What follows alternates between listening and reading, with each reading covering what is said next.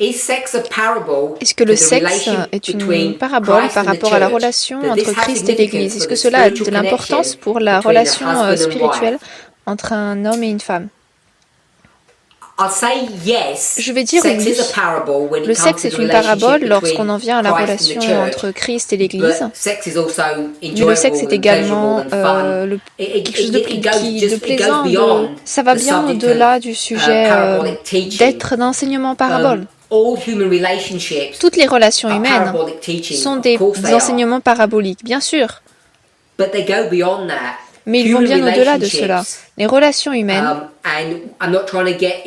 et je n'essaie pas de rentrer dans le sujet de est-ce que on peut donner, est-ce qu'on se mariera ou pas dans l'éternité, mais les relations humaines continueront à travers l'éternité. Et elles ne serviront non seulement pas comme un rappel parabolique par rapport à notre relation à Dieu, donc ce qui est un moyen pour arriver à la fin, mais c'est également une fin en elle-même.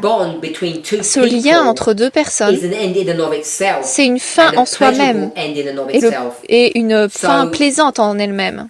Donc l'intimité, oui, c'est une parabole entre la relation entre l'être humain et Christ. Mais c'est également, c'est un moyen vers la fin, mais c'est également une fin en soi-même. C'est l'acte simplement de s'unir avec un autre humain, un être humain.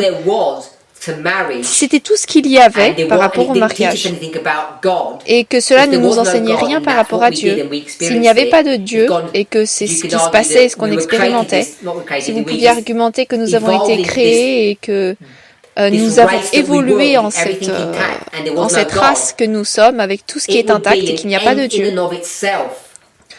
ça serait en soi-même une fin.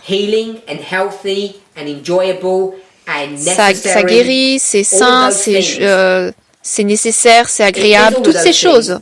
C'est toutes ces choses, mais c'est également, cela nous enseigne également tant sur qui est Dieu et quelle est notre relation avec lui. Donc c'était une bonne question, ça. Est-ce qu'il sera bon de se marier au temps de trouble? Au temps de trouble de Jacob et à partir de là et après. Je ne sais pas si la personne fait référence à notre temps de trouble, parce que ce temps de trouble que nous vivons actuellement ne se finit jamais. Il y a 4 temps de trouble, 4 voies du dimanche, il y a 4 dispensations pour chacun de ces 3 groupes, et ils sont tous séquentiels l'un après l'autre. Donc le temps de trouble de Jacob a déjà commencé pour les prêtres, ensuite sera pour les Lévites, Néthiniens et 144 000. J'assume que cette personne parle de Daniel 12:1. Ce temps de trouble. Et est-ce qu'il sera sage de se marier dans ce temps de trouble? Je pense que c'est une question difficile à répondre. Ce que je dirais, c'est que si les circonstances le permettent, si la providence le permet, s'il y a assez de temps, alors je n'ai pas d'informations pour dire à quelqu'un que ce ne serait pas sage de le faire. Peut-être que est-ce que ce serait difficile? Oui. Est-ce que ce serait extrêmement difficile? Potentiellement. Est-ce qu'il y aura assez de temps pour que cela se passe? Peut-être pas. Est-ce que nous croyons dans le fait de se dépêcher dans les mariages? Non, surtout pas. Donc en appliquant toutes les règles que nous savons, est-ce qu'il serait acceptable de le faire? Peut-être qu'il serait approprié que 2 personnes se marient. Ça dépend de beaucoup de choses. Ce que je recommande, c'est que des personnes qui ne se sont jamais rencontrées, s'il y avait une période de 12 mois pour se marier et que du coup ils disent « faut vite se marier parce qu'il ne reste plus que 12 mois », quel qu'en soit ce nombre, je ne pense pas qu'on devrait abandonner les règles de sens, de logique, toutes les règles que nous connaissons par rapport aux relations, parce qu'on se sent pressé par rapport au temps. Si on notait le temps de ça, parce qu'on ne sait pas combien de temps sera cette période, et qu'on parlait uniquement des difficultés de la période, je ne vois pas de raison, si les gens ont la volonté de le faire, qu'ils ne peuvent pas ou ne pourraient pas le faire.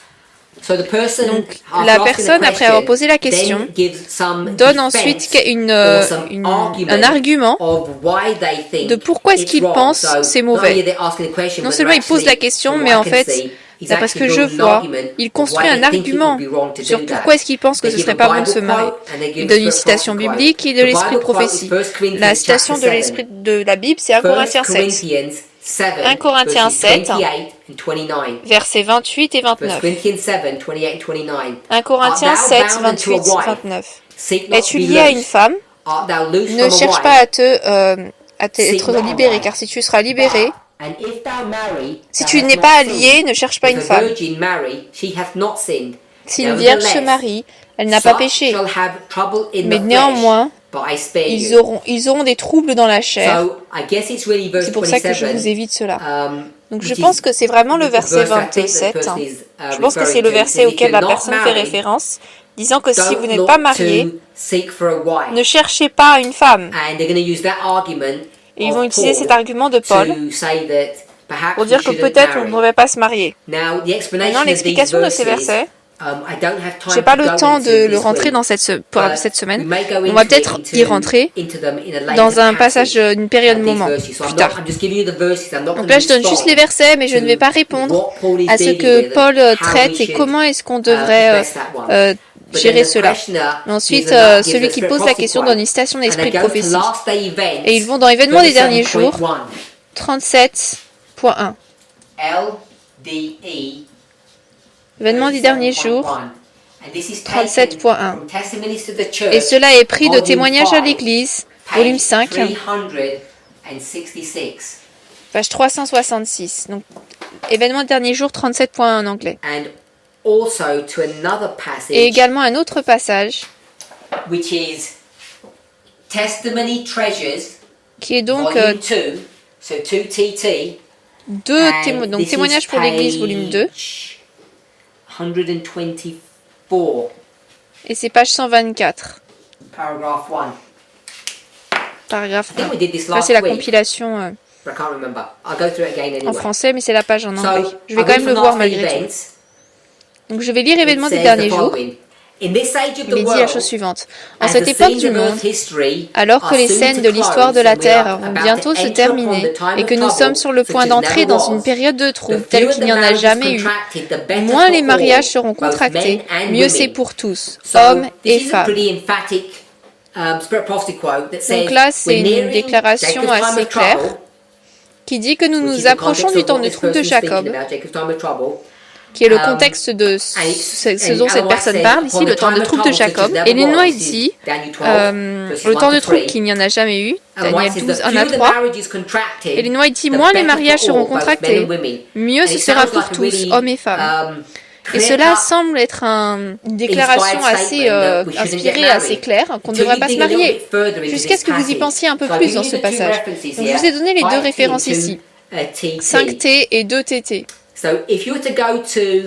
Donc si vous allez dans le passage de 5T, Témoignage pour l'Église, volume 5, c'est en fait le chapitre 42 de Témoignage volume 5. Je vais vous donner la page. C'est le chapitre 42. C'est page 361, donc c'est 5 pages avant. Donc là, le chapitre commence à page 361 et ensuite c'est 366 là où on était. Le titre du chapitre, c'est Mariage avec les incroyants. Là, c'est une lettre qu'Ellen White écrit à Sœur Elle. Elle dit, j'ai appris que tu contemplais de te marier avec quelqu'un qui n'est pas uni avec ta religion dans la foi. Et je crains que tu ne puisses pas prendre cela vraiment à l'esprit, car cela aura de l'importance sur ta vie future. Je te demande vraiment de regarder dans ce sujet avec prière et délibération. Est-ce que cette relation sera une joie pour toi? Est-ce que ça t'aidera dans ta vie chrétienne? Est-ce que ça plaira à Dieu? Est-ce que ton exemple sera un exemple sûr pour que les autres le suivent? Donc elle parcourt tout ce passage, page après page, et ensuite elle arrive à la page 366, paragraphe 1. Elle dit, dans cet âge du monde, alors que les scènes de l'histoire de la Terre sont sur le point d'arriver, de se terminer, que nous arrivons sur temps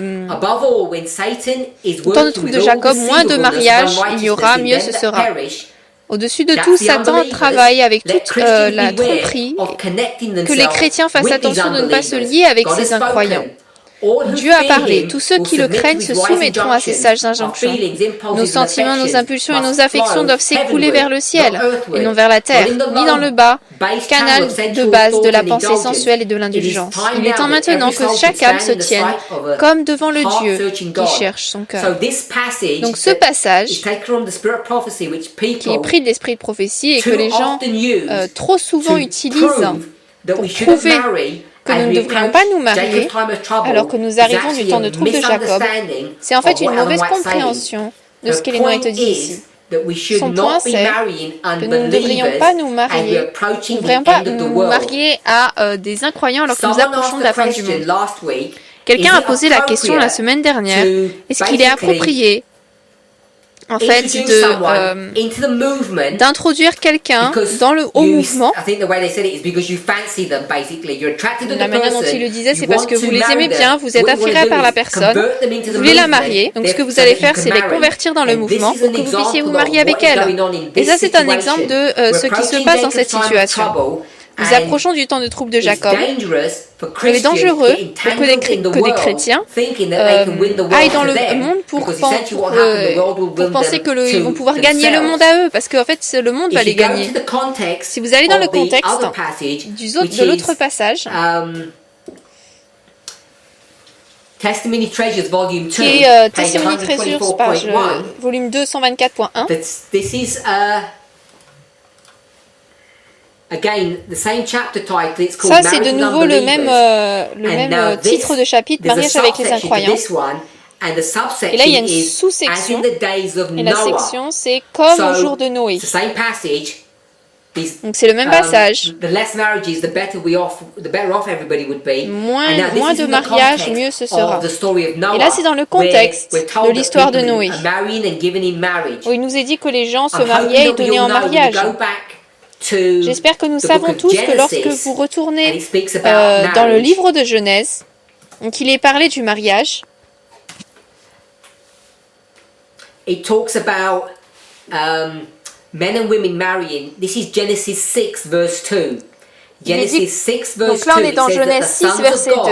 Genèse 6, verset 2, il est dit que les fils de Dieu virent que les filles des hommes étaient belles. Et elles en prirent pour femmes parmi toutes celles qu'ils choisirent. Nous comprenons que les fils de Dieu sont des croyants en Dieu, des chrétiens, on pourrait les appeler, et que les filles des hommes, ce sont les gentils. C'est la phrase qu'on utiliserait aujourd'hui, ou le monde. Donc ce sont des chrétiens qui se marient à des gentils, ou des incroyants. Et c'est cette relation qu'Élénoï dit qu'on ne devrait pas avoir. Genèse 6 vous amène dans l'histoire de Noé. Si vous descendez au verset 6, lorsque le Seigneur voit ce qu'il se passe, il se repent de ce qu'il a fait d'avoir créé l'homme. Et au verset 8, il dit, mais Noé trouva grâce aux yeux de l'Éternel. Il a été juste dans cette génération. Et ensuite, il est parlé de la situation ici sur terre. Et là, c'est le contexte lorsqu'il est parlé du mariage et de donner en mariage, lorsqu'on en vient dans l'histoire de Noé. Donc le contexte de si oui ou non nous devrions nous marier alors que nous approchons du temps de trouble de Jacob. Lorsque vous allez dans l'esprit de prophétie et qu'Élénoï dit moins de mariages il y aura, mieux tout le monde sera, elle parle de chrétiens qui se marient à des personnes du monde, des gentils, pas les chrétiens. Ces mariages ne devraient pas se passer. Et que nous ne devrions pas entrer en relation avec des personnes pour essayer de les amener dans le mouvement, dans notre foi. Parce que nous sommes attirés par eux. Dans une autre étude, je vais passer dans 1 Corinthiens 7 pour montrer le contexte de ce qui se passe, parce que les personnes utilisent mal cela et disent si vous êtes célibataire, restez célibataire, ne pensez pas à vous marier. Tout ce que je dirais, c'est que si vous prenez le deuxième passage du verset, il est dit que si vous n'êtes pas lié à un marié, ne cherchez pas de femme. Donc le sujet n'est pas aussi es-tu lié à une femme, ne cherche pas à rompre ce lien. Est-ce que c'est ok que les anciens fasse d'introduire des personnes à des autres de manière sanctifiée, particulièrement des personnes qui sont dans différents continents, dans ce contexte de disparité des gens. Je pense qu'une réponse simple, j'en ai déjà parlé, c'est oui. Je pense qu'il est approprié que des gens d'expérience spirituelle, la phrase c'est sans définir ce que le liage de personnes, c'est introduire en fait des gens les uns aux autres qui pourraient être compatibles. Et je pense qu'il y a une place pour faire cela, si ce n'est fait de bonne manière. Moi, personnellement, j'ai encouragé des personnes à avancer dans leur relation, au moins pour commencer. Je dis pas que je les ai encouragés à se marier, mais à prendre un premier pas, où moi j'ai senti qu'il y aurait un potentiel, qu'ils trouveraient le bonheur, potentiel de trouver le bonheur. J'ai eu beaucoup d'expériences où des gens ont demandé des conseils lorsqu'ils étaient intéressés par quelqu'un et ils demanderaient une opinion là-dessus. Cela peut être dangereux. Et je dirais, choisissez vos conseillers avec soin. Parce que moi, je sais que dans des situations particulières où les gens ont reçu des mauvais conseils, et non seulement des mauvais conseils où ils ont dit « Ok, allez-y », je connais d'autres situations où les gens ont dit à certains couples de ne pas avancer, d'aller de l'avant ou de ne pas essayer de développer de relations. Alors que je pensais que c'était un très très mauvais conseil parce que cette relation aurait pu être une bonne relation à entrer.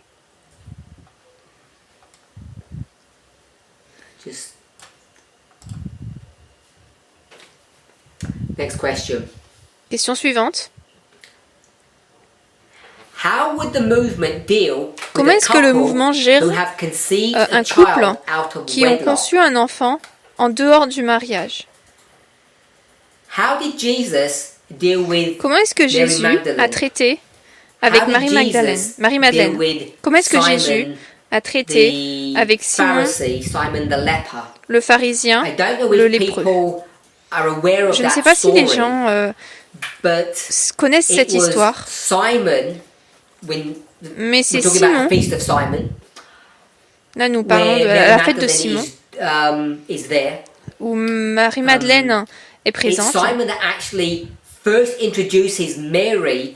C'est Simon, en fait, qui a introduit Marie dans sa vie de fornication.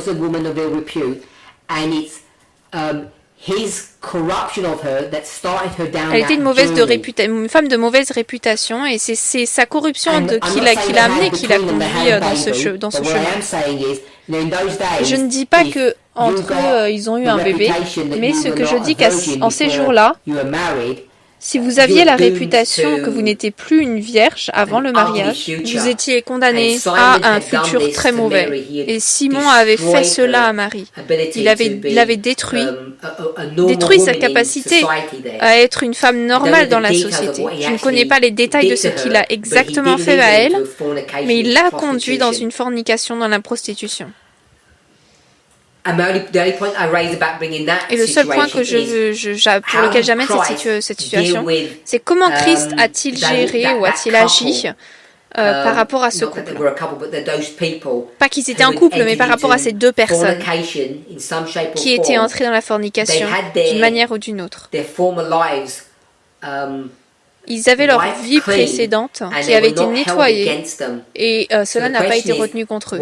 Donc la question c'est qu'est-ce que le mouvement ferait avec un couple qui ont conçu un enfant en dehors du mariage, des liens du mariage. La question c'est particulièrement est-ce que le conseil ce serait de se marier ou de casser. Également qu'est-ce qui se passait par rapport à leurs membres, le fait qu'ils sont membres dans le mouvement. Donc cette question ce n'est pas seulement les gens qui ont eu un enfant en dehors du mariage, mais des personnes qui sont dans le mouvement et qui sont entrés en relation. Peut-être que c'était une fréquentation, peut-être que c'était même pas une fréquentation. Peut-être qu'ils ont une relation ensemble simplement. Ils ont couché ensemble et ont eu un enfant en dehors du mariage. Quel serait le conseil pour ce couple? Est-ce que le conseil, ce serait de se marier ou de casser? Donc la question est, lorsqu'il est dit de se casser, casser quoi? Est-ce que le fait que deux personnes ont eu du sexe, ont fait le sexe, et que cet acte a produit la vie, un enfant, est-ce que cela veut dire qu'ils sont mariés d'une certaine manière? Est-ce que cela veut dire qu'ils ont cette relation particulière qui pourrait être brisée? Donc je pense que toute la question est décrit en fait comment est-ce que le mariage est, comment est-ce qu'il décrit moi ce que je veux faire. Parce que ça c'est lié à la question précédente. C'est déclarer que le sexe en soi-même n'est pas le marqueur que quelqu'un est marié. Cela fait c'est une partie d'étapes que deux personnes prennent qui cimentent leur union, qu'on appellerait le mariage, mais ce n'est pas la marque qui définit un couple comme étant marié ou pas. Si c'était le cas, alors si pour une certaine raison un couple était marié et qu'ils n'ont jamais pu avoir de sexe ou de relation, ça veut dire qu'ils n'ont été jamais mariés. Donc le sujet est beaucoup plus complexe que cela. Et même si je ne veux pas rentrer dans tous les détails de cela, parce que je pense que cela dépend de tant de détails, de situations, et je ne pense pas qu'il est facile de donner une réponse générique, je voudrais dire, ce n'est pas parce que les gens couchaient ensemble que cela veut dire qu'ils sont mariés. Donc je voulais dire ça pour commencer. Je pense que si les gens ont fait quelque chose d'inapproprié de cette manière, cela ne veut pas dire qu'ils devraient se marier. Je pense que cela ne devrait pas dire qu'ils devraient automatiquement se marier parce qu'ils ont couché ensemble. La question est, là, c'est pas seulement le fait qu'ils ont couché ensemble, maintenant ils ont un enfant. Et que devraient-ils faire avec cet enfant? Et là, c'est une réponse beaucoup plus complexe que ce que je pense que les gens voient ou visionnent. Nous sommes dans un cadre chrétien ici, et les gens ont des opinions très fortes d'une manière ou d'une autre sur le sujet de l'avortement. Mais le couple où la femme peut décider qu'elle veut avorter l'enfant. Ce serait une décision qu'elle prendrait. Je ne pense pas qu'une décision comme cela devrait prendre légèrement du tout. Et je pense qu'il serait sage qu'elle reçoive des conseils dans le mouvement. Et je suggérerais également d'un conseil professionnel de personnes qui sont familières avec des relations en dehors du mariage. Je pense que vous croyez que ce soit bon ou mauvais, que je crois que ce soit bien ou mauvais, ça c'est quelque chose que les gens doivent considérer. Donc ça c'est une chose que les gens doivent considérer par rapport au fait d'avoir un enfant. Certains considéreraient l'adoption. Certains diraient ils vont avoir l'enfant et la mère se prendra soin de l'enfant. Tous les scénarios, je pense, ont leurs propres problèmes. Pour chacun d'entre vous, il y a énormément de personnes qui regardent en ce moment et chacun a sa propre perspective de ce qu'il voudrait faire, de ce qu'il pense être bon et de ce qu'il pense être mauvais. Mais j'argumenterais que tous ces scénarios ne vont pas être une belle image, que ce soit l'adoption, que ce soit l'avortement, que ce soit que la sœur ait l'enfant en tant que parent célibataire. Et l'autre qui est demandé également, devrait-il se marier? Et moi, je vais dire ainsi. Ils finissent par être forcés à se marier, parce que cela, alors, ce serait un mariage forcé.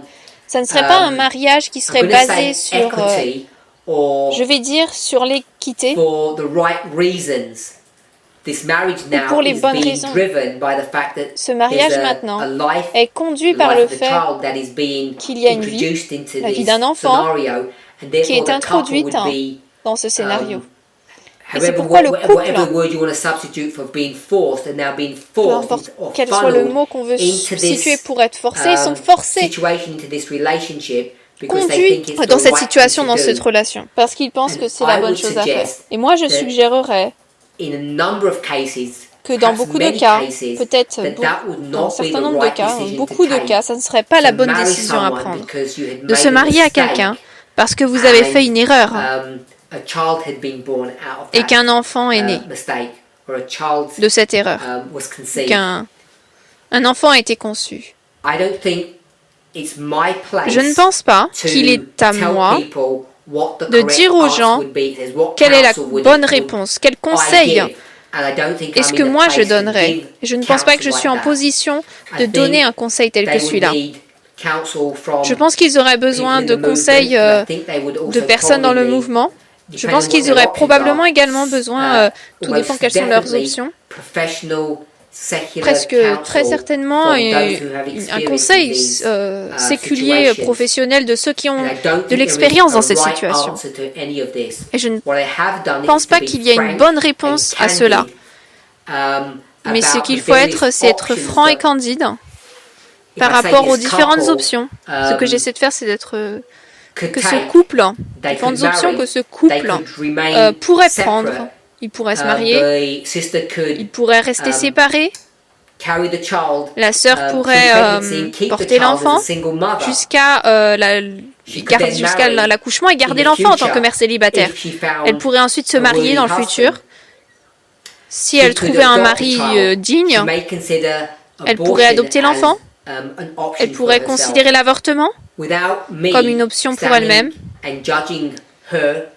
sans que moi je me tienne là et que je la juge et ses options.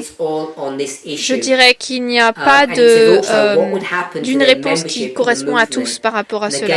Et c'est également qu'est-ce qui va se passer par rapport au fait qu'ils sont membres dans le mouvement. Et je pense que, en fait, cela serait nécessaire de comprendre la situation, de comment est-ce que les choses en sont arrivées là, avant qu'une décision ne soit prise par rapport à ce qui se passerait avec ces personnes. Il y a beaucoup trop d'histoires, peut-être que vous avez entendu, et moi je sais que j'en ai entendu, et j'en ai vu dans l'église adventiste, où de jeunes personnes dans l'église sont rentrées dans cette situation. Et souvent, plus souvent que non, la femme dans ce scénario, c'est celle qui est ciblée, critiquée, mise de côté, et qui a porté toute l'humiliation et la honte de ce qui lui est arrivé.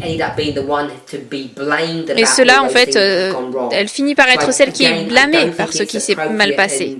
Donc de nouveau, je ne pense pas qu'il est approprié et correct dans ce type de forum de parler de ce qui se passerait alors au fait qu'ils sont membres.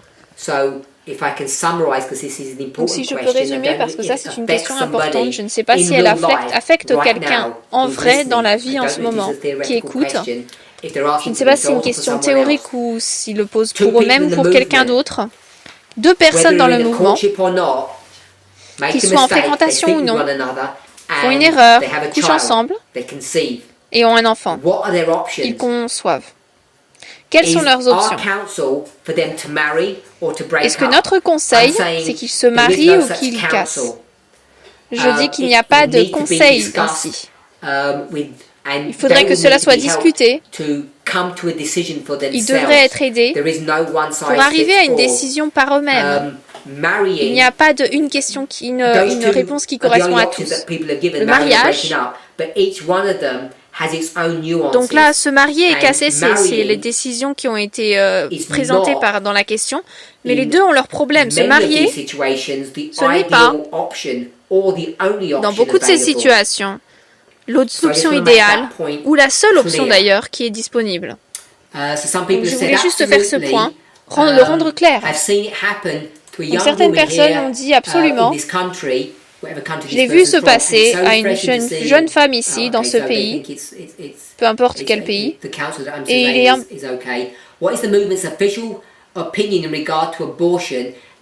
donc il pense que le conseil que je donne est ok. Quel est maintenant qu'elle a été amenée, la position officielle du mouvement sur l'avortement, qu'est-ce que c'est? Je ne sais pas ce que les gens veulent dire par l'opinion officielle. Si vous voulez mon opinion, je pense que chaque être humain qui a des capacités cognitives a la liberté de décider ce qu'elle veut faire avec son propre corps. Ce n'est pas à moi de dire à quelqu'un ce qu'ils devraient faire de leur corps. Si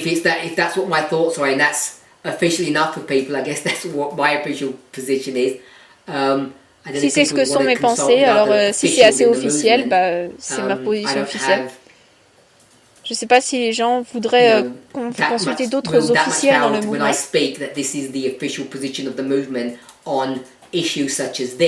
Je n'ai pas assez de puissance pour dire quand je parle, c'est ça la position officielle du mouvement sur de tels sujets.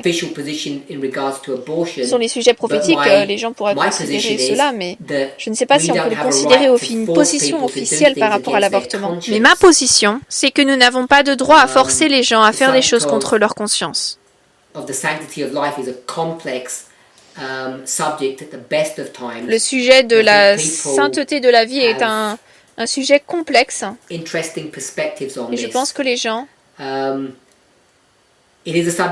une perspective intéressante là-dessus. C'est un sujet de la prophétie biblique, comme vous le savez tous. Roe versus Wade. Je ne sais pas si quelque chose veut dire quelque chose pour tout le monde, mais au moins pour 60-70 personnes qui regardent cette présentation, ça veut dire quelque chose pour eux.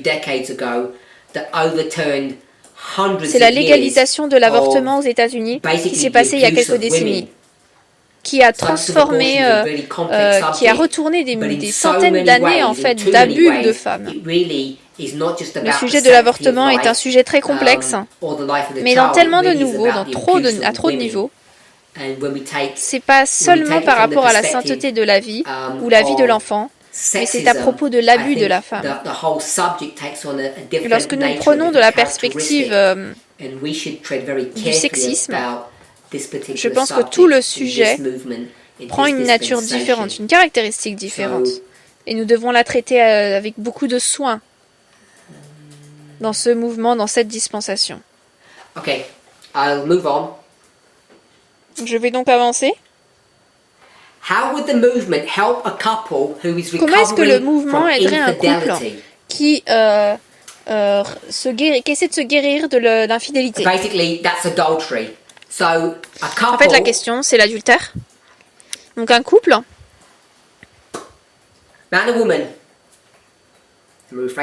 L'homme et la femme.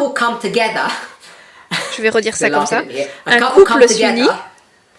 Ils rigolent ici. Un couple s'unit, ils sont mariés, et l'un d'entre eux commet l'adultère. C'est ma compréhension de l'infidélité. Il est dit qu'ils essaient de se recouvrir, de récupérer. Et j'assume que la partie endommagée, si on peut le dire ainsi, est arrivée à un moment où ils ont dit ils sont préparés à ne pas divorcer. Je veux retourner un petit peu à la session de questions-réponses de la semaine dernière, vers la fin. J'ai passé pas mal de temps, et je ne me souviens plus quelle était la question, sur laquelle j'ai passé tant de temps. Je ne me souviens pas des détails, mais il portait en fait sur... je crois que je m'en souviens. Ça parlait de toucher l'intimité, etc. Pourquoi est-ce qu'on ne pouvait pas le faire avant le mariage? Et nous en avons parlé dans le contexte également de résolution de conflits. Donc la résolution de conflits dans le mariage entre l'homme et le mari et la femme, où ils ont eu une lutte, donc pas simplement une petite bagarre. Parfois il y a vraiment de gros sujets. Et trop souvent, les couples veulent résoudre ce problème en couchant ensemble. Et ce que j'ai dit, sans rentrer dans les détails, et quelqu'un a demandé de retourner dans ces étapes, et je ne vais pas le faire en ce moment. S'il y a un problème,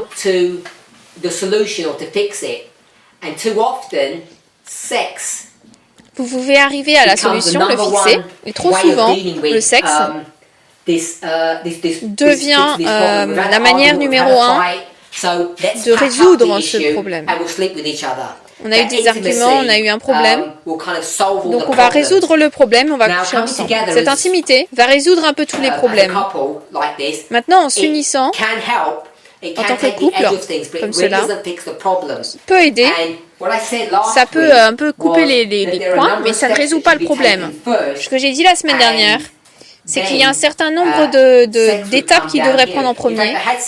Et ensuite, le sexe viendrait ici en bas.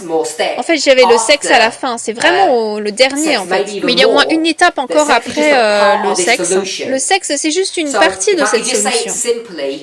Donc, si je pourrais le dire facilement, je vais le faire de manière très simple.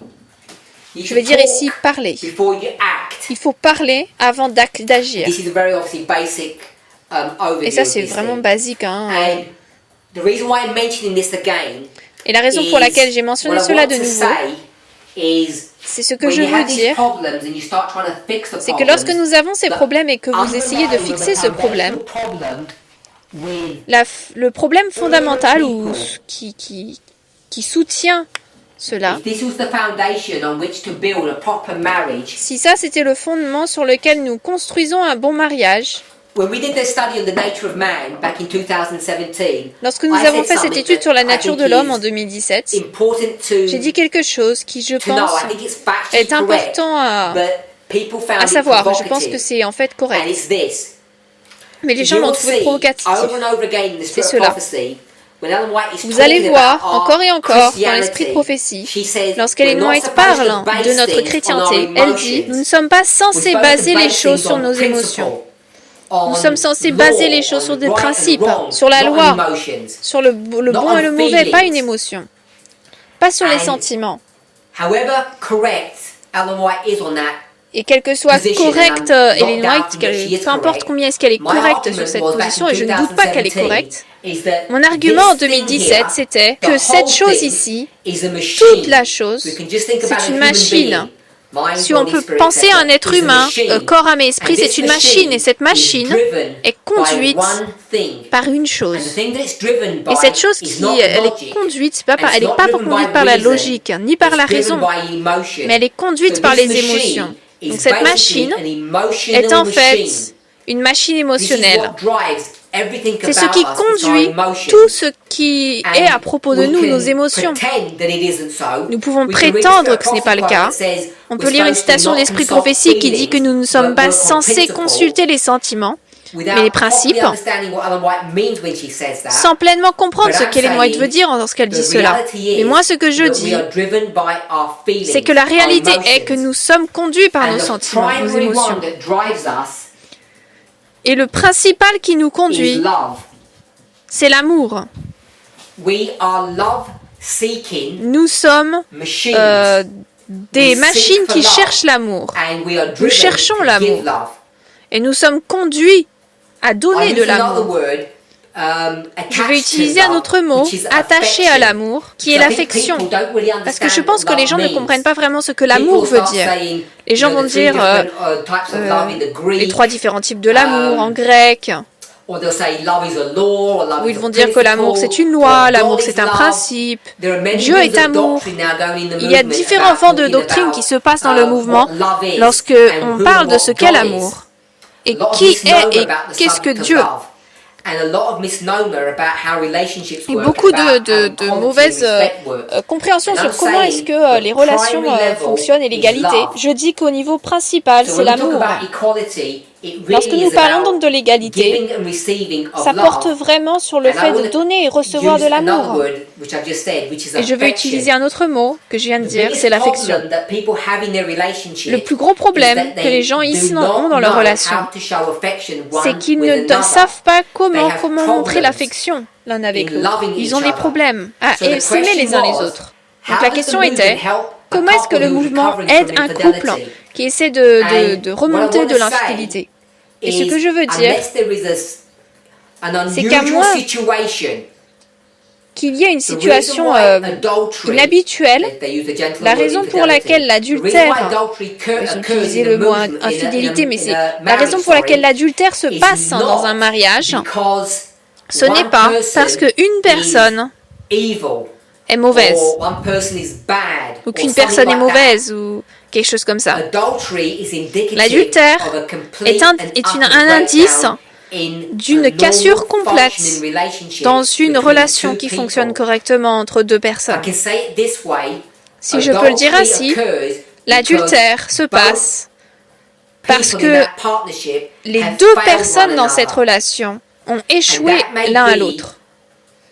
Et cela peut être une chose très dure et difficile à écouter, particulièrement si vous êtes la personne blessée dans une situation comme celle-ci. Et moi, je la retourne et je dis, une partie de cela, c'est parce que toi, tu es à blâmer parce que ton conjoint a commis l'adultère. Il y a bien sûr des degrés, des niveaux de blâme. Et je ne dis pas que les gens sont excusés ou qu'il y a une bonne raison pour laquelle les gens ont commis l'adultère. Mais la question qui est posée, c'est comment est-ce que le mouvement peut aider? Pas qui le mouvement va-t-il accuser ou casser. J'approche cela, j'approche le problème. Est-ce qu'on peut éteindre nos micros? J'aborde le problème de la perspective qu'un couple veut en fait de l'aide. Pas de la perspective d'un avocat pour divorcer ou négocier les termes de séparation. Je n'essaie pas de faire cela. Si c'est ce que le couple veut faire, cette discussion serait différente. Là, on en parlerait d'une manière différente. Mais la question, c'est comment pouvons-nous les aider à réparer? Ils veulent en fait récupérer. C'est ce que j'assume. Pas comment est-ce qu'ils vont récupérer les meilleurs termes et conditions pour le divorce. On pourrait en parler différemment, alors. Mais si on cherche à récupérer, il faut réaliser que le couple, tous les deux ont besoin d'avoir de l'affection et de l'amour qui leur soit montré et qu'ils donnent. Alors, il doit être reçu et donné. Et la raison pour laquelle les couples l'une des personnes dans la relation commet l'adultère, c'est parce que leurs besoins ne sont pas rencontrés. Et si on peut l'aborder de cette perspective, je pense qu'on commencerait à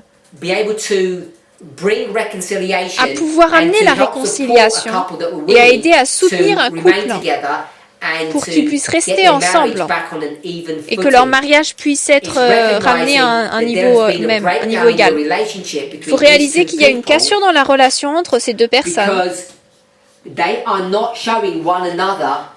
parce qu'ils ne se montrent pas l'un l'autre l'amour et l'affection dont ils ont besoin. Et cela pourrait sembler logique, mais ça ne l'est pas. La plupart des personnes ne comprennent pas comment aimer ou comment recevoir de l'amour. Il m'a été posé la question sur cela l'autre jour, et je crois qu'en fait, l'une des personnes qui a posé la question est probablement ici. Peut-être qu'ils sont là ou pas, mais ils ont posé la question.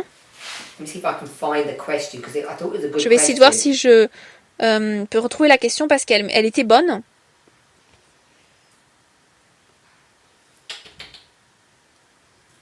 La question était oui. Comment est-ce que l'amour pur et véritable obtenu? Comment est-ce qu'on l'obtient cet amour?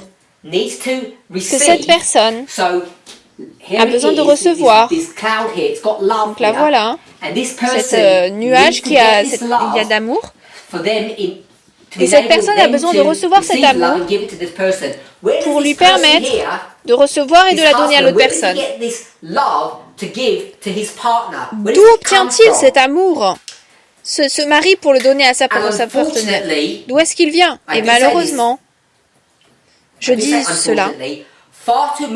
malheureusement, beaucoup d'entre nous pensons que cet amour que cette personne doit recevoir pour donner à son époux vient de Dieu. Ils pensent que Dieu doit mettre dans leur cœur cet amour pour qu'ils puissent le donner à quelqu'un. C'est pour ça que je l'ai mis comme un nuage, parce qu'ils pensent que cet amour vient de Dieu. Premièrement, nous devons aimer Dieu, apprendre de lui, recevoir son amour afin que nous puissions le donner. Et je suggère que selon l'épître de Jean, que ça c'est comme il le dit, c'est un mensonge. C'est un mensonge de croire que vous allez obtenir cet amour de Dieu afin que vous puissiez le donner à quelqu'un. Ça, ce n'est pas vrai.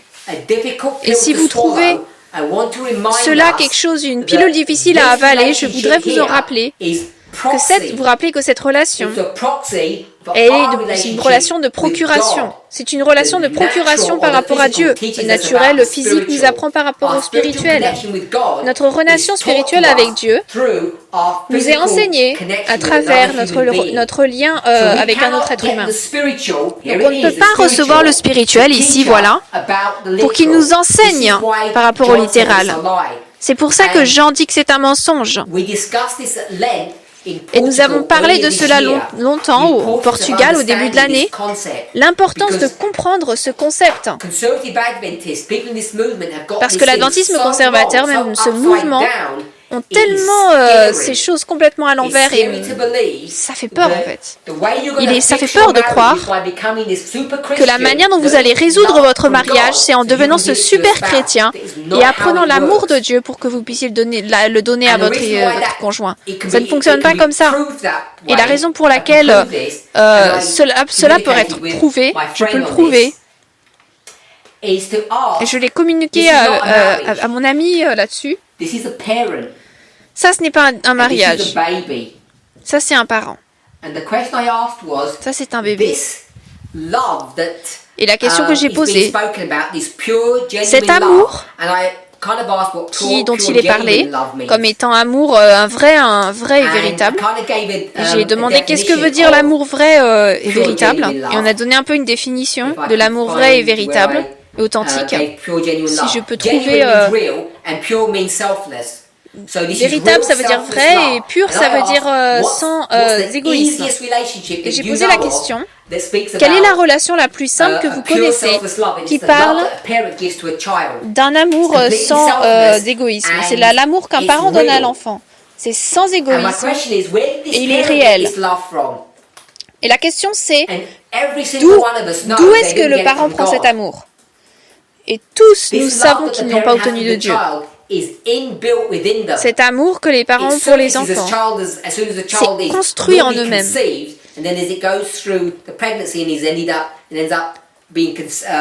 Il arrive lorsque l'enfant est conçu, lorsqu'il naît. Il grandit lorsqu'il naît. Cet amour est créé, je vais dire, de nulle part, si on peut dire. Parce qu'il est construit dans la nature d'un être humain. Nous le savons, parce que si vous allez dans n'importe quel athée, vous allez vers n'importe quel athée ou autre religion, ils ont tous le même amour, affection pour leur enfant, comme vous et moi nous l'avons. Donc nous savons que c'est vrai, que cet amour que deux personnes ont, ces deux époux, n'est pas créé de Dieu. Il est déjà là créé. Et le problème, c'est que nous avons été éduqués. D'après cette base fausse, le parent donne l'amour à l'enfant. Tout va bien.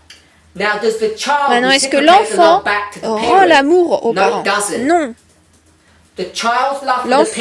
L'amour de l'enfant aux parents est conditionnel. Il n'est pas pur et il n'est pas sans égoïsme. Peut-être qu'il y en a quelques-uns, peut-être qu'il y a des moments. Dans toutes les relations humaines, il y en a où l'enfant va donner un amour véritable et sans égoïsme. Mais la vaste majorité du temps, ce n'est ni vrai ni égoïste.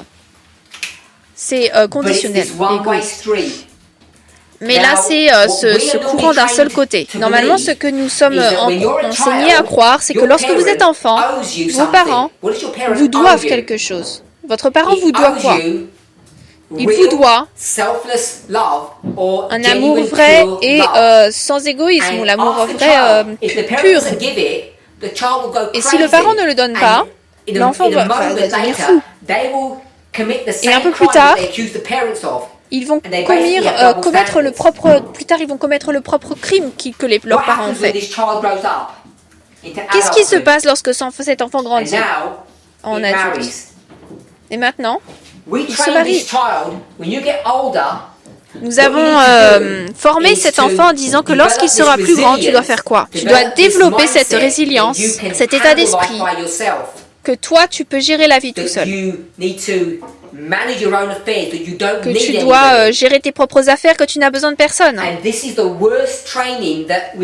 Et ça, c'est la pire formation que nous pouvons donner à nos enfants alors qu'ils entrent dans la jeunesse, l'adolescence et l'âge adulte. Disant que lorsque vous êtes adulte, vous n'avez pas besoin de quelqu'un, vous pouvez vous regarder, vous protéger vous-même. C'est dangereux parce que maintenant, ces adultes sont formés comme quoi ce désir pour l'homme n'existe pas. Il n'existe que pour les enfants. Et je dis que ça, c'est la raison fondamentale pour laquelle les mariages ne fonctionnent pas correctement. Parce que nous sommes formés dès l'enfance jusqu'à l'âge adulte, comme quoi nous ne méritons pas, nous n'avons pas besoin d'amour. Vous pouvez avoir sexe, vous pouvez manager les choses ensemble, et ça devenir passionné, mais on ne mérite pas l'amour, l'affection vraie, l'amour vrai. Il y a trop de couples qui sont à ce niveau, et ce qui se passe dans un couple qui sont à la fin vraiment de cela, l'un va casser. Essayez de chercher cet amour qu'ils savent qu'ils ont besoin, même s'ils ont été formés à croire qu'ils n'en ont pas. Ils vont être conduits à l'infidélité. Je pense que je n'ai plus beaucoup de temps, mais je vais finir en disant, si nous parlons à un couple, et que le couple, l'un des personnes a commis l'adultère, si le couple ne veulent pas divorcer mais continuer, je pense qu'ils ont besoin d'apprendre. Ce qu'ils ont besoin d'être enseignés, c'est que cette idée d'avoir besoin de l'amour et de donner de l'amour en tant qu'adulte est essentielle à apprendre et à pratiquer. Et eux ne l'ont pas pratiqué. Et la raison pour laquelle un de ces couples a été commettre l'adultère, c'est parce que leurs besoins ne sont pas rencontrés, ne sont pas pleins. Je ne dis pas que l'autre personne est à blâmer pour l'adultère de l'autre. Mais le problème, c'est un manque d'éducation. Aucun d'entre eux ne comprend comment est-ce que le mariage fonctionne. Et les insécurités des gens, les incapacités des gens à faire confiance à leurs époux, est construit sur cette idée qu'en fait nous sommes formés lorsque nous arrivons dans l'âge adulte qu'on n'a pas besoin de gens. Mais notre nature humaine ne peut pas se nier elle-même. On ne peut pas prétendre être une autre nature. Et la nature humaine a besoin d'une chose. Elle demande, elle exige de l'amour, qu'on pourrait appeler de l'attention ou de l'affection. Et si elle ne le reçoit pas, elle va sécher et mourir. Et certaines personnes, soit elles sont assez fous ou assez braves, ils vont prendre toutes les étapes nécessaires pour maintenir la sécurité ou la santé ou la protection, peu importe comment est-ce que vous voulez le voir. En fait, ils doivent être aimés. Et ce qu'ils vont finir par faire, c'est commettre l'adultère. Donc à partir de cette perspective, je voudrais qu'on voit que l'adultère, ce n'est pas ce péché, cette criminalité. Et je ne dis pas que ce n'est pas un péché, ne comprenez pas mal. Mais ce que je dis dans ce contexte, l'adultère, c'est un cri à demander de l'aide de la part de l'époux qui a commis l'adultère, disant que ce dont j'ai besoin n'est pas rempli par toi. Il est très difficile pour cette personne qui est la victime de cela, qui n'a pas commis l'adultère, d'être capable d'arriver à cet endroit en disant « Ok, je peux te pardonner, parce que toute la protection de cette personne lui a été ôtée. » Non seulement ils doivent faire cela, mais maintenant ils doivent apprendre comment aimer cette personne et faire confiance à cette personne de nouveau. Donc c'est extrêmement difficile. Je n'essaie pas de prétendre que c'est simple. Mais si un couple veut bien suivre ce chemin, je suggérerais que l'acte lui-même de l'adultère, particulièrement si ça ne s'est pas passé pendant des années ou de manière répétée, peut être géré. Ça tend à ne pas être la chose qui arrête un couple de se guérir. Ce qui empêche vraiment un couple de se guérir, c'est de ne pas être capable de reconnaître le fait que les deux partenaires étaient complices dans ce problème de ne pas s'aimer. Et la raison pour laquelle ils ne s'aiment pas, c'est parce qu'ils ont été formés à le faire. Cette personne a été un enfant. Tous les deux sont grandis. Ils ont été formés à ne pas avoir besoin d'amour lorsqu'ils grandissent. Toute leur perspective de l'amour, c'est que c'est de la faiblesse. C'est de la faiblesse de s'appuyer sur quelqu'un. C'est de la faiblesse, par exemple, pour qu'un homme pleure ou qu'il montre de l'affection. Toutes ces choses endommagent énormément, c'est mauvais. Et c'est cette mauvaise compréhension de ce dont ont besoin les adultes. Et c'est l'amour, la définition de l'amour. C'est pas cette grande définition grecque. Je ne dis pas ça pour insulter quelqu'un, mais je dis que c'est dans le sens de l'affection. Et tous, nous savons c'est quoi l'affection, c'est de l'attention. Certains ont dit une fois, si vous avez un enfant, vous éplez l'amour de cette manière. Mais pour un enfant, l'amour s'appelle comme ça, temps, T-E-M-P-S.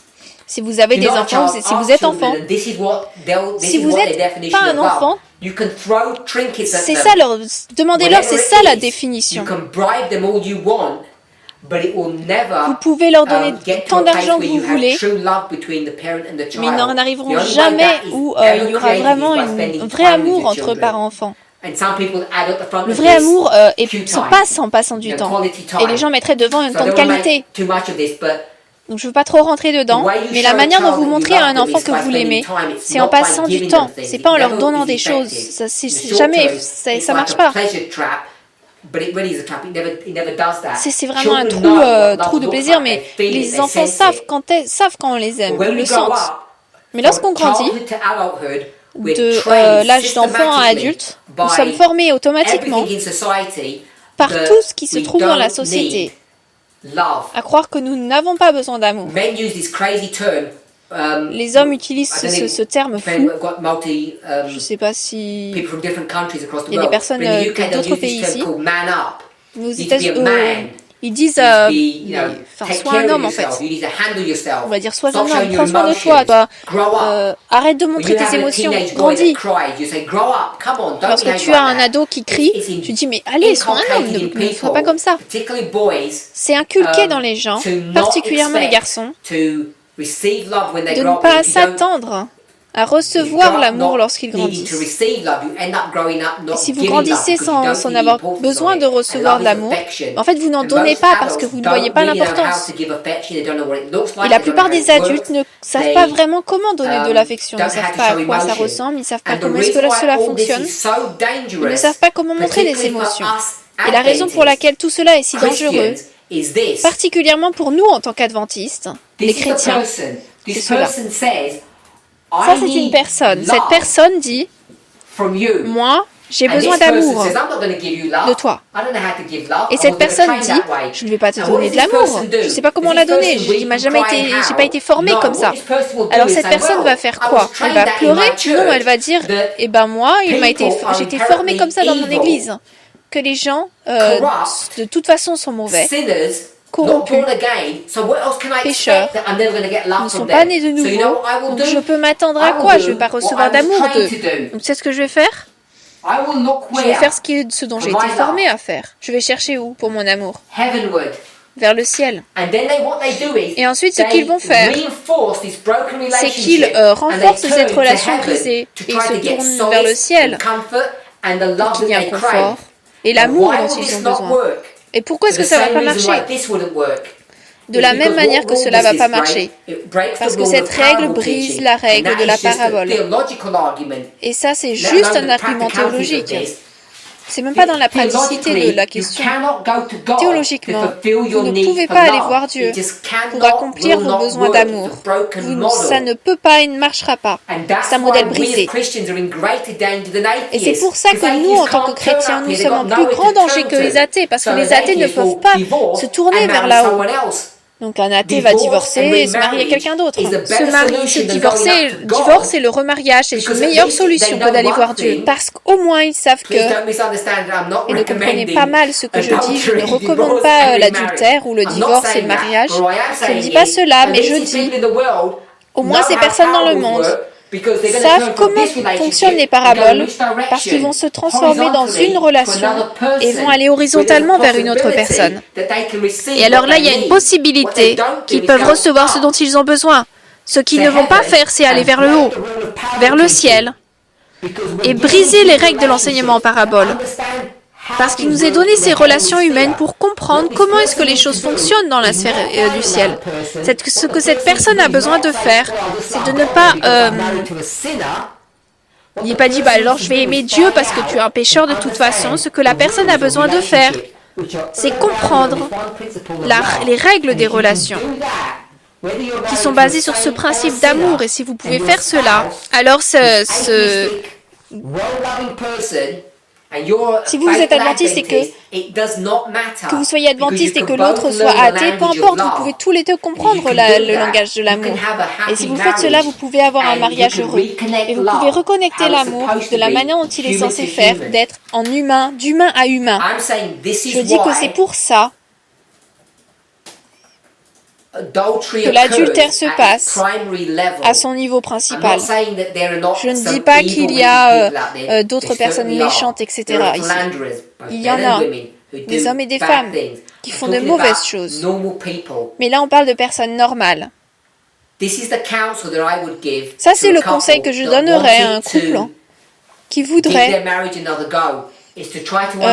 réessayer dans leur mariage, d'essayer de comprendre la mécanique et les lois de l'amour et de l'affection, et d'essayer de gérer cela dans leurs relations les uns avec les autres, pas briser leurs relations et s'isoler et finalement aller voir une autre personne, aller voir Dieu et avoir cette relation unique avec Dieu et penser que ça va résoudre leurs problèmes. Ça ne va pas le résoudre. C'est pour ça que Dieu a donné... Je vais reformuler cela. C'est pour ça que Dieu a fait s'unir Adam et Ève, parce qu'il savait que les êtres humains doivent se connecter l'un à l'autre. Et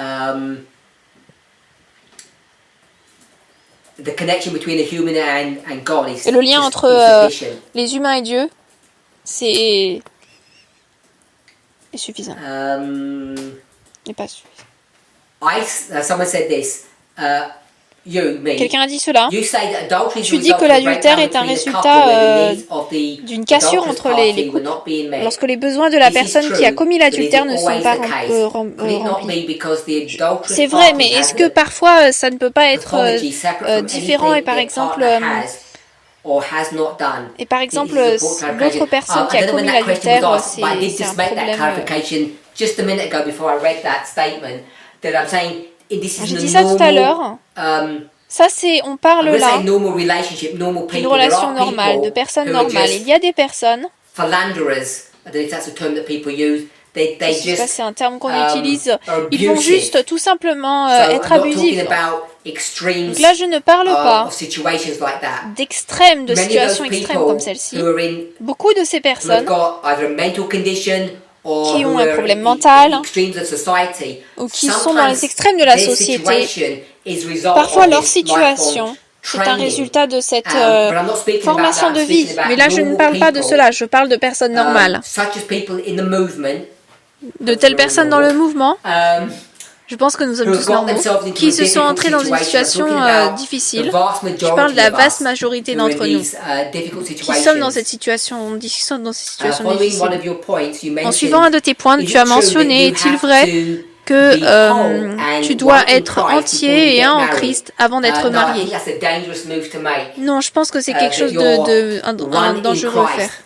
Si on avait l'opportunité, je prendrais les 100 d'entre vous et je dirais, est-ce qu'on pourrait voter? Comment est-ce qu'on pourrait dire que vous êtes, vous assurez en fait que vous êtes un avec Christ en ce moment? Il y en aurait plein qui seraient nerveux de dire si oui ou non, avec certitude. Donc ça voudrait dire alors qu'aucun d'entre vous ne pourrait être marié.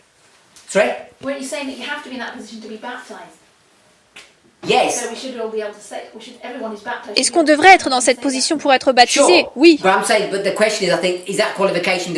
moi je dis la question, est-ce que c'est une qualification pour être marié, d'être entièrement sûr qu'on est un avec Dieu? Et je ne pense pas que c'est une qualification de marier quelqu'un, parce que si vous prenez cette position, tous ceux qui ne sont pas chrétiens, et la plupart des personnes qui étaient chrétiens, leur mariage ne serait pas bon, et on sait que c'est pas vrai, le Seigneur ne le voit pas comme ça. Notre relation avec Christ n'est pas un prérequis pour se marier. Notre relation avec Christ est un prérequis pour la vie éternelle. Et ça, c'est un sujet différent. Même s'il est relié, bien sûr, parce qu'il est relié par rapport à l'enseignement parabole, la typologie. J'ai dépassé le temps.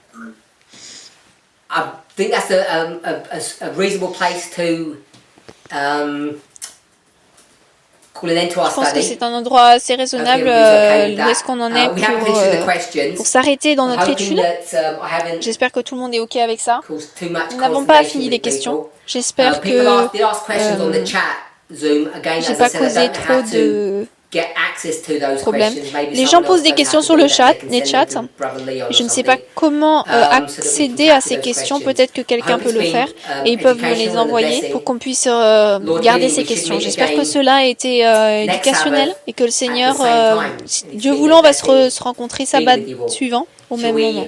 Ça a été une bénédiction d'être avec vous. On va prier? Père Céleste, nous voulons te remercier pour ta bonté et ta miséricorde. Seigneur, nous devons demander et prier que dans nos relations les unes avec les autres, que ce soit parents, enfants, frères et sœurs, amis, mais particulièrement maris et femmes, particulièrement ceux qui contemplent le mariage. C'est notre demande et notre prière pour ces personnes, qu'ils apprennent comment s'aimer l'un de l'autre, qu'ils aiment, et apprendre à s'aimer les uns les autres d'une manière qui apporterait la guérison, la paix et la joie et le plaisir à l'amour. Aide chacun d'entre nous, Seigneur, à réaliser que ce que nous voulons le plus, dont nous avons le plus besoin, c'est d'être aimés. Et si nous avons besoin d'être aimés, alors nous devons apprendre à aimer. Donc je demande et je prie que les maris parmi nous, dans cette étude, apprennent comment prendre soin de leurs femmes. Maintenant que le modèle du leadership de la tête a été cassé et devenu archaïque, qu'ils ne puissent pas choisir de suivre une route qui peut sembler être de vengeance, qui peut faire du mal et humiliante. Seigneur, nous savons que l'égalité doit être respectée. C'est d'être respectueux, d'être bon, et d'aider et de soutenir ceux qui ont besoin de notre aide et de notre soutien.